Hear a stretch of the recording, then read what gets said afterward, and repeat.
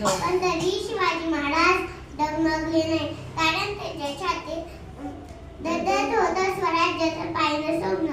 तोरणा जिंकताना तलवार चमकली नाही, तेव्हा चमकला इतिहास. खाण्यासमोर उभं राहणं म्हणजे शत्रूला आभार देणं होतं, पण तरीही शिवाजी दाखवलं ते हेच खरे शस्त्र आहे. महाराज म्हणतात शत्रू कितीही बलवान असला